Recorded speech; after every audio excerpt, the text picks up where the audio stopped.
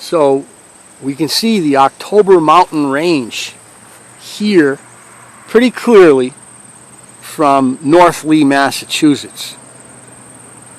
And that's where we're heading, because we're going to investigate Bigfoot.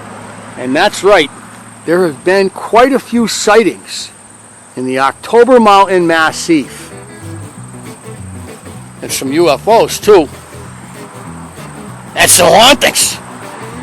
This is a paranormal epicenter. On this episode of Fishing Historic Places. Oh, they got a little pitch for Tanglewood.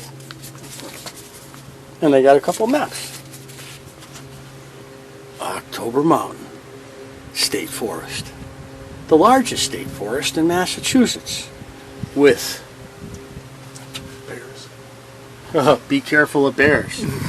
The largest state forest in Massachusetts that abuts about 45,000 acres of watershed, making this, you know, maybe you could argue that the Tolland area is as wild because it abuts Barkhamsted and the water supply, sure. Cobble Mountain. Or Quabbin, because it's so... But this is one of the top three wild areas of Massachusetts. Not that I would want to put on camera. All right. I understand. But you've heard there have been strange things that have happened. I heard a lot of stories. Woods Pond, on the verge or border of October Mountain State Forest. Looks like there's a weed machine over there, like they're cleaning the weeds. They are. Wow. Oh, that might be an electroshocking boat. Seriously. The state might be doing some electroshocking here. And you can see what we got right here. This is water chestnut. Might be pulling out the water chestnut. Oh, that is bad right there.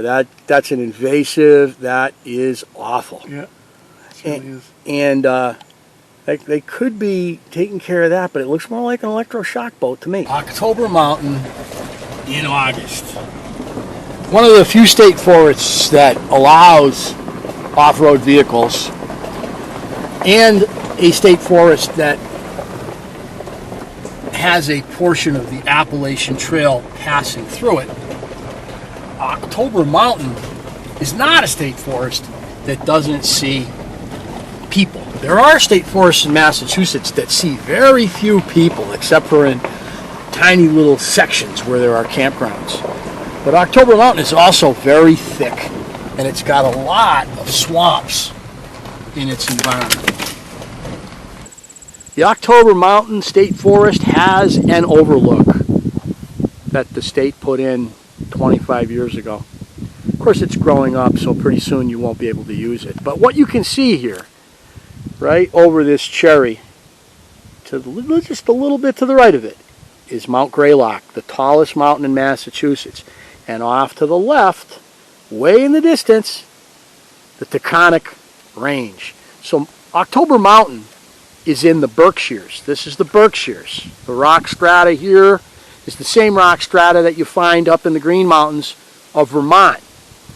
The Taconic Mountains are a completely different strata, much younger, maybe 70, 80 million years old, caused by tectonic collision, volcanic in origin. And Greylock is Greylock. And you can just see it outlined against the hazy sky. What's Greylock, about 3,500 feet above sea level? I don't know. 3,600, something like that. The tallest mountain in Mass. It's not even a mile. October Mountain is crossed by probably hundreds of miles of various class dirt roads.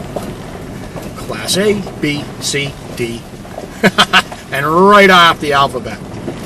Because you can use 4x4s in October Mountain, there are some apparent dirt roads that you might think you can take your 4x4 down. I'm telling you, be careful. You can see that October Mountain is pretty much completely wooded with ponds and logged out areas, and very, very thick. We actually just went by a couple apple trees. You see that, Pete?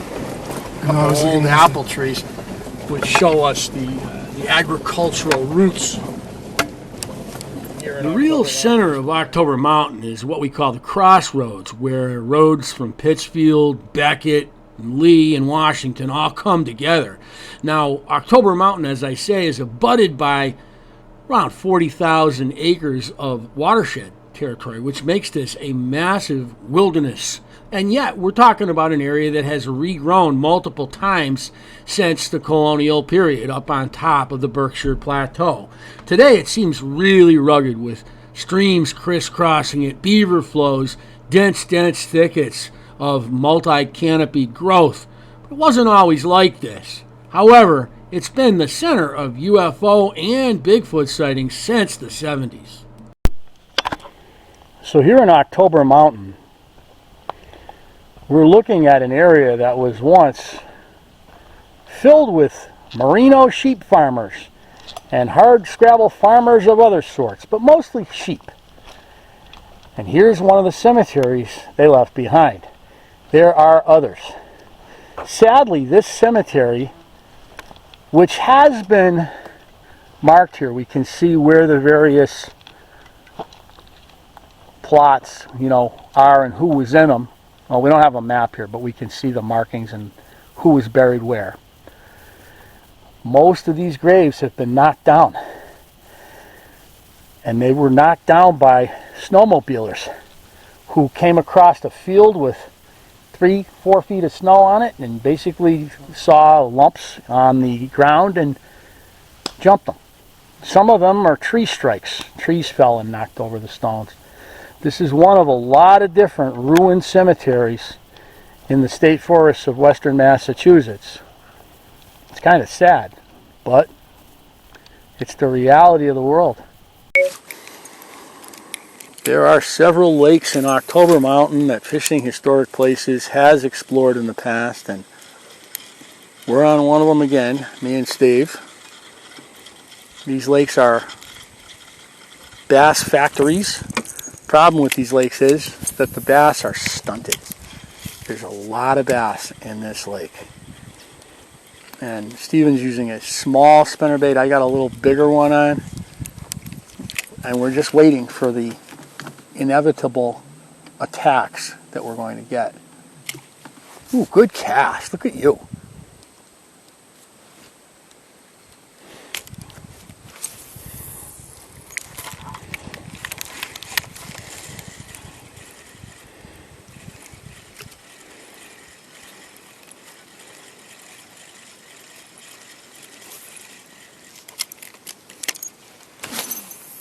Of course, being as it's the summer of 2023, we are being threatened by thunderstorms.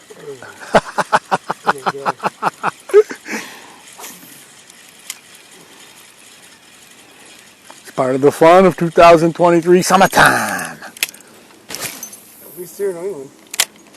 Literally from when we went to the Lake Champlain at the end of school. Yep. All right until the beginning of August. But really, it hasn't changed much. I mean, we still get them. It's just there's longer breaks. So now you'll get 2 nice days and then a thunderstorm. Whereas back in July it was kind of nice day, thunderstorm the next day. Kind of nice day, thunderstorm the next day, right? Or just thunderstorms every day. So you can see some of the landmarks in October Mountain. The mountain there with the lone pine standing on it is Bald Top. And the mountain was... Almost looks like a cell tower. Yeah, it does. It's not. That's an actual lone pine, not a cell tower masquerading as a pine. But these mountains, that mountain there burned back in the 20s, which gave it the name Bald Top. Yeah? Yeah, and it's... When I used to hunt there in the 80s and early 90s, it was all brambles. So it was growing back, but it was all bramble bushes and stuff.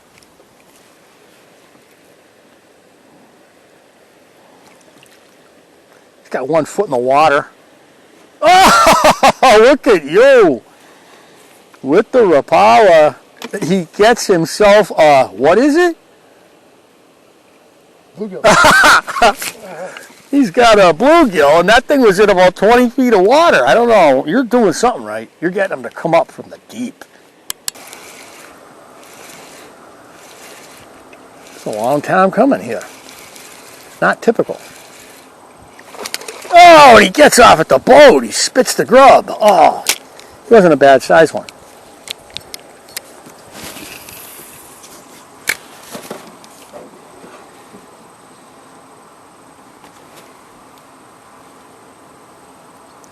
Throwing the grub on the riprap, walking it down. How deep is this place? It's deep. Is it? It's 26 feet most of the lake. 23, I think the deepest is like 32 feet. Classic Berkshire Lake, though. It's got that tannic acid color, the tannic acid staining. Right. It was a series of beaver ponds and beaver meadows, and they built 2 dams to contain the water. I guess it's a flood control lake. I don't know how large the brooks are that are coming through it, but the Army Corps had some extra money and they put it in. It was like low on their list. They didn't build this, I don't believe, until the 80s. It wasn't one of their must-build projects, like Knightville, Littleville, those Clam River projects in Otis where you have big brooks.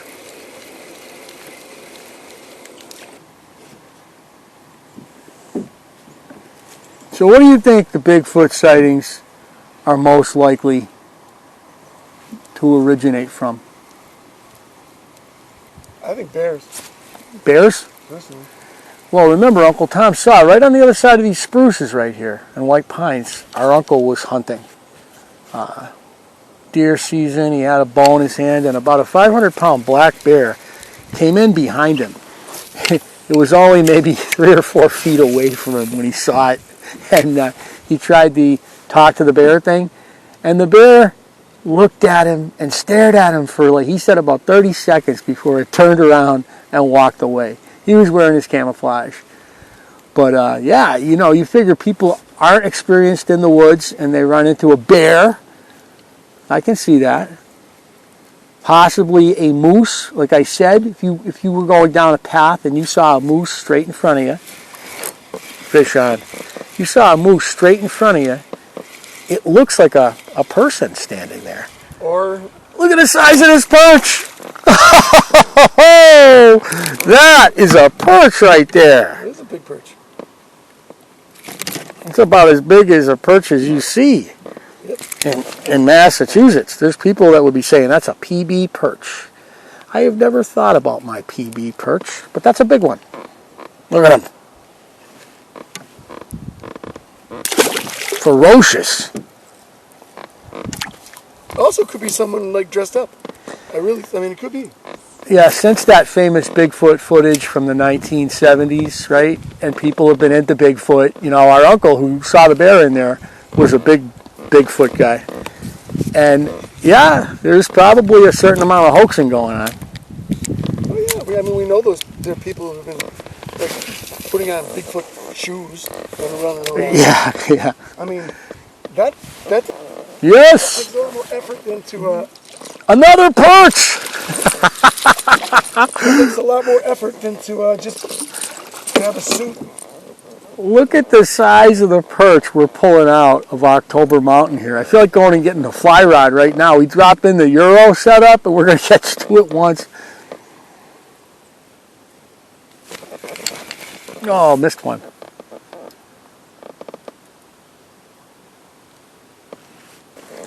Solid yellow perch. Not as big as mine. So you got all these people who run around trying to fake people out with shoes. It takes less effort to put on a suit and just go run around. Right. Right? You're just risking getting shot. Somebody will. But if you're a high school student or a drunk 20-year-old or seriously, people who are under 25, they don't think, they just go out and do stuff, right? Especially Yeah, guys. that's a good point.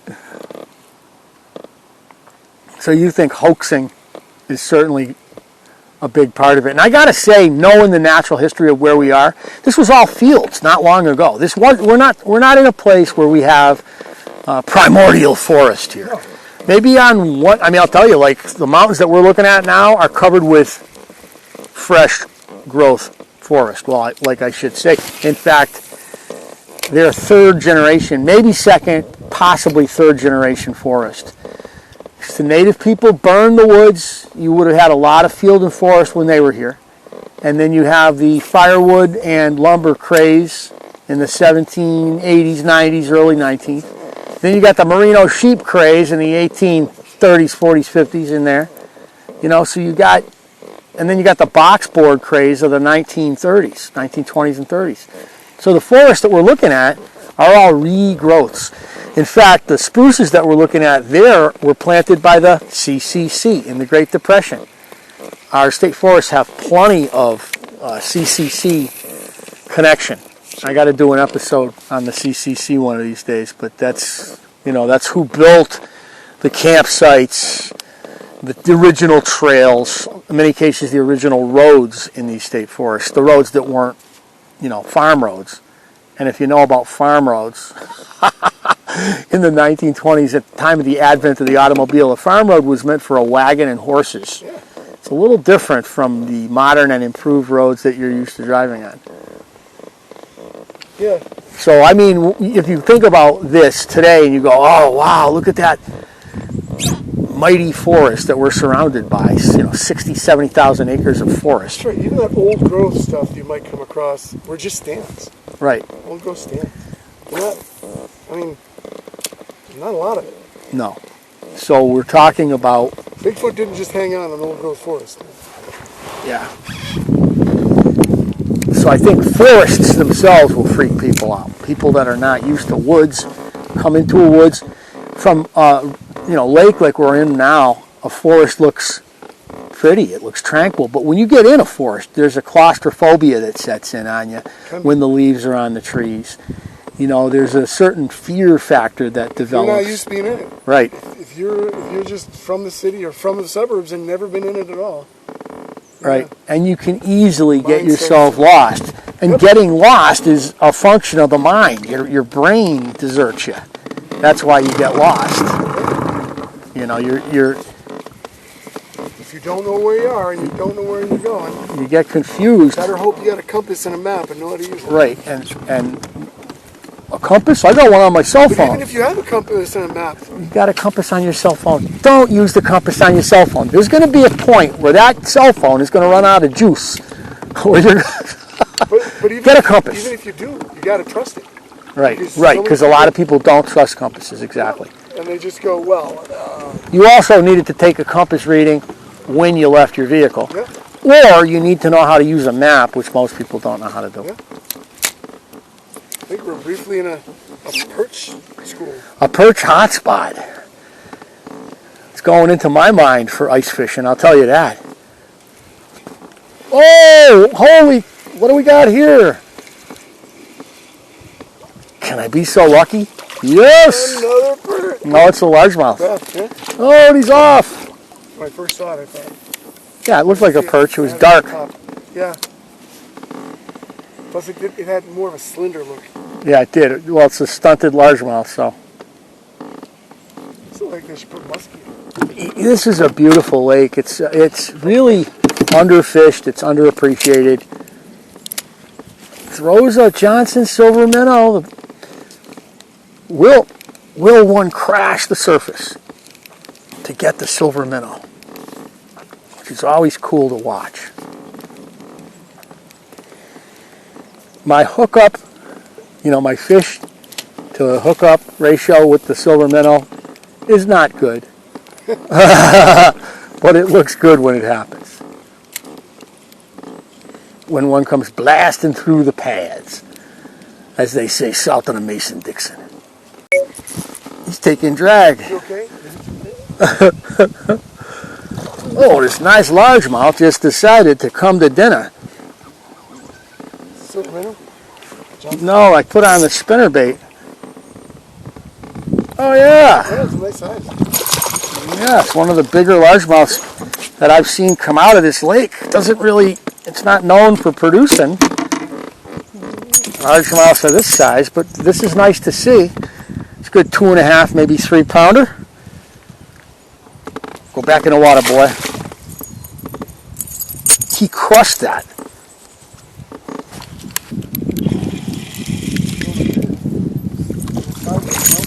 No! Oh, another one. Back in the water.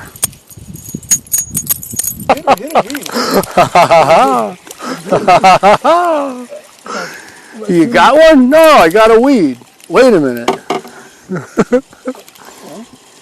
Maybe the fish got the weeds off your lure for you. You barely put that Standman spinnerbait on and bam! Yeah, right where the weeds are supposed to get, pull on the lure. Yeah, it's where you hit. So I figured, You got a weed. Got one on. This was out deep, people. Yeah, they seem like these fish are a little bigger than they were in the past. They're not as stunted as I remember them being.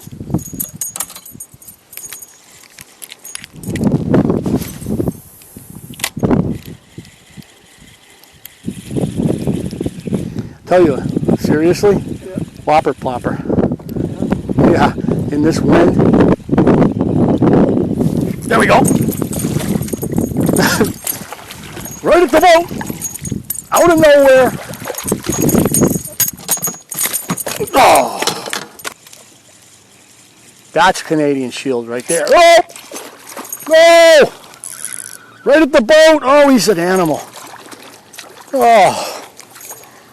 Oh, I was trying to get the spinnerbait out of the water and he kept it in the water. Disrespectful.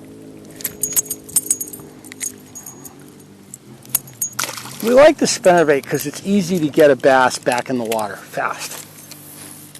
It's a really, as far as a fishing lure goes, it's very good for the mortality of the fish. A bald eagle was diving into the water and my brother's got a fish on, so he missed it.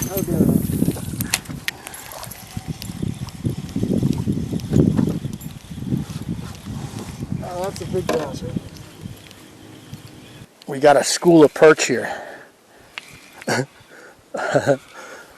Oh, yes. Is it perch or is it? No, it's a largemouth on the top fly. So that might have been a school of little bass, peep, banging the surface like crazy. Yeah, there they are over there. I just cast it over there and there they are. Oh, yes. It might literally be a school of minuscule largemouths.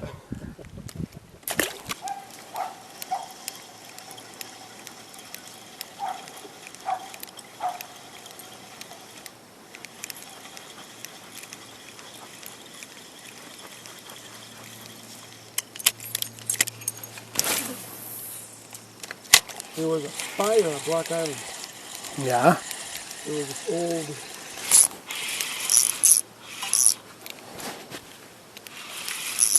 Oh, he's fighting.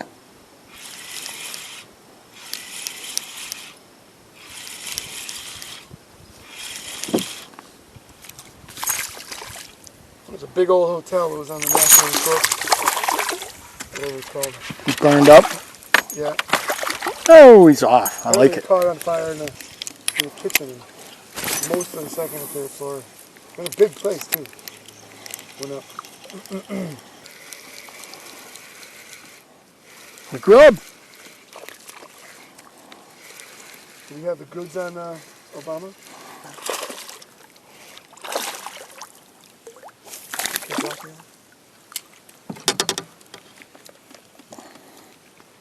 Bald eagle. He was sitting up in that tree. Sometime. There goes the neighborhood. That's the one that ate the fish. Look at him on the top of that tree. Like a hood ornament.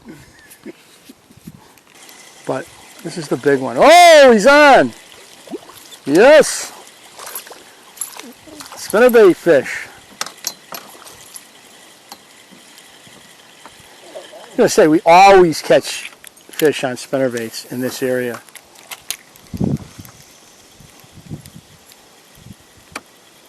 Yes.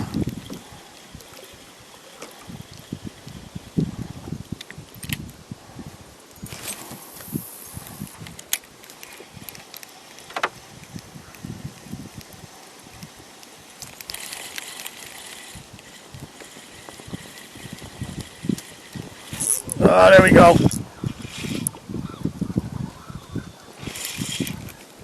Ooh, a big one.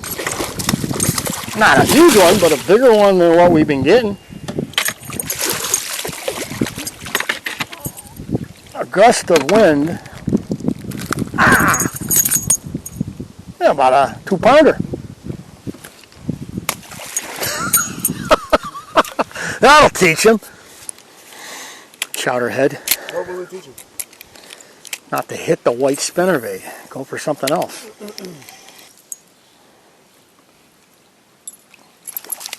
That was fun. No, it was. Because I was watching my lure, and then all of a sudden my lure just disappeared. And he was the culprit. Yep. Yes. About the same size.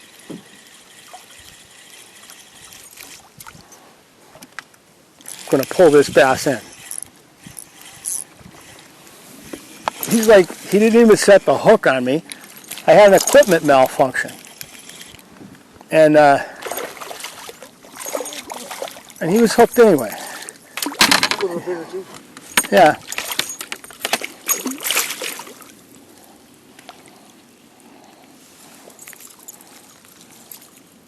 At least bigger than the ones I've been catching.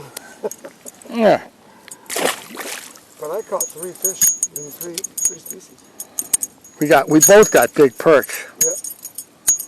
And that's all that matters. Yeah, big perch. Cast, well, not quite that far in, but certainly in between the really tight. But this is a big one. That looked like a pickerel. Oh, he's a mess. He's so, I've never seen a bass so thin. He's thin and he's all like skeeved out. Strange color. Yeah, weird coloration.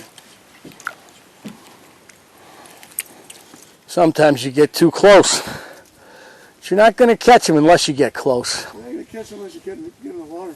Now, he is a ornithologist, so he might have been going for birds and just didn't tell me. And he doesn't want to talk about it I now. understand. I thought there was a yellow-billed cuckoo in here. What about the warbling vireo? Warbling vireos you wouldn't find here. They like to be found around rivers. There's a big brook over there. No. Warbling Lowland vireo. mountains. They like the lowlands. They like the lowland rivers. Yes. That was a brave and noble jump by that bass. Came right out of the water. This is where we were at school last night. Yes, it is. This is a rocky reef that we're just running aground on, and that might have been the stump that I know is here that I always hit. Yes. Now, at a distance, you can see 2 people walking. With backpacks. Apparently being attacked by mosquitoes. They're getting slaughtered by mosquitoes. And these people are walking, but, you know, we see dark shapes, right? The Appalachian Trail runs right across this road, down about 1.5 miles. Are we looking at people, or are we looking at the Bigfoot? Could the Bigfoot have been a couple people walking across Appalachian Trail in front of a car in the dusk, in the darkling, as they say? Possibly. So we had a good time on one of October Mountain's several lakes today. Caught some fish. But October Mountain has had its share of paranormal reports and people who have had strange experiences up here. I'm not casting judgment on anybody. I mean, we think that there's probably reasonable explanations for a lot of them, but we're not saying that all of them are fabricated.